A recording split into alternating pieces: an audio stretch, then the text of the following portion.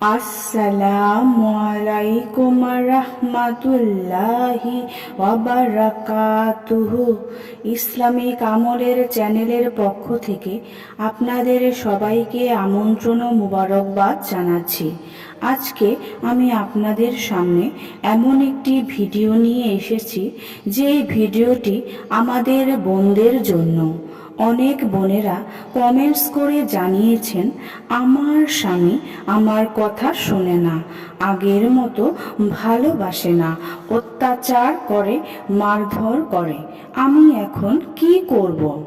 সেই বোনদের জন্য খুবই পাওয়ারফুল একটি কার্যকরী আমল নিয়ে হাজির হয়েছি।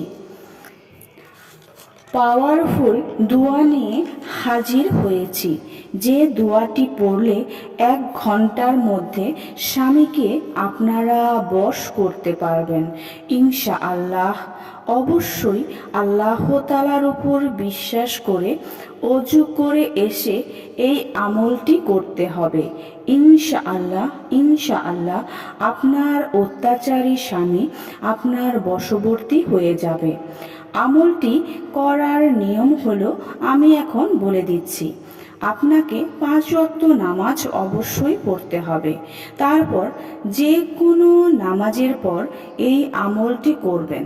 আর আমলটি হলো আল্লাহর গুণবাচক নাম ইয়া বাসিতু, ইয়া বাসিতু।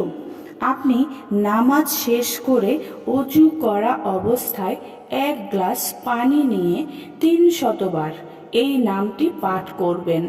1 গ্লাস পানিতে তারপর ফু দিয়ে দিবেন। ফু দেবার পরে ওই পানিটি আপনি খাওয়াবেন আপনার স্বামীকে। যদি পারেন দিনের ভেতর 2 থেকে 3 বার ওই পানি খাইয়ে দিবেন।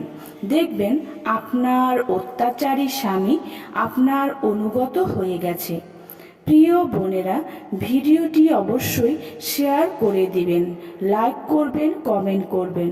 সম্মানিত বোনেরা, আজকের মতো এখানেই বিদায় নিচ্ছি। সবাই ভালো থাকবেন। আল্লাহ হাফেজ।